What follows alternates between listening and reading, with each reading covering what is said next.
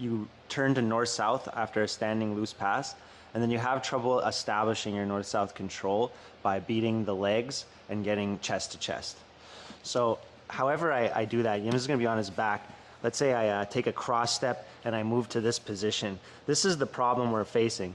We don't know quite how to get inside this space. Now we have a few ways, right? I can pummel my way through and get inside.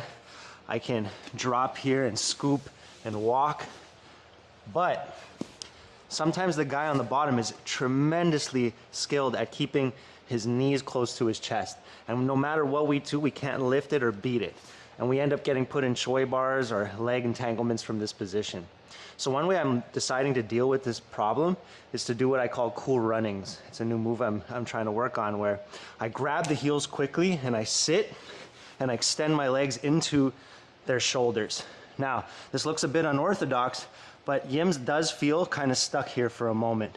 And I can guide, kind of like a bobsled, I can guide him side to side. I can also manipulate his neck side to side, so I can take my feet and put them under his head, and I can move his neck to one side before I turn him, right?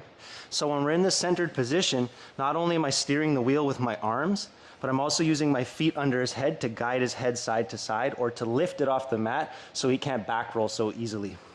Now, when I'm here, there's going to be a few reactions. One being, he's going to probably try to recover his guard. So as he turns this corner, I'm going to scoot my hips underneath his leg to catch the leg entanglement. And here we have a leg lock entry, for example. Your opponent should never be able to beat you to the leg entanglement. You should always be able to scoot your hips underneath their knee line faster than they can back roll into a leg entanglement on you. Another thing is, if he's not doing anything, he won't move, and he's kind of trying to pull his legs back to him, I'll allow him to, and I'm going to take one foot and cross it across his body and pin my hips to his far shoulder to take the pass, the negative pass. So I'm going to let go, and I'm going to stick my foot inside, and I'm going to pin my hips on his far shoulders so he can't run this direction, and then I'm going to establish a side control.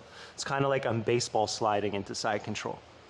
And then lastly, what we've realized is sometimes when you go to steer this boat and you want to pull them downwards into a leg lock, this happens, where they stay flared, like they're trying to put a foot on your shoulder to recover their guard. When this happens, you need to come up over your shin, put your shin in the back of theirs for the crab ride. I'm going to grab the hip, I'm going to roll and back take my opponent, just like that. So we have three reactions that we can anticipate when we're in the cool runnings bobsled maneuver. So when I'm here, I'm pushing on the shins. I don't know how to open this up. I'm trying to find the space. I can't find it. I'm going to grab the heels and sit and straighten my legs into his shoulders. From here, I'm going to push his head to the side, and I'm going to pull him to one side, and I'm going to scoot underneath his knee line with my hips, and then I'm going to take whatever leg entanglement I'm looking for. Or I'm going to let his legs go, push them forward, and guide my foot across his body, sliding to his far shoulder to pin it, and then I can go into a side control. And lastly, come back a little bit. We're going to crab ride. Come over here. So here I am, steering the bobsled cool runnings. I bring my opponent sideways, but he stays flared open. I'm going to pin, come up, and put my knee in the back of his leg to pin it. Scoop grip comes along the hip, and I'm going to shoulder roll away, catch my second crab ride, and guide him into a back take. Cool runnings.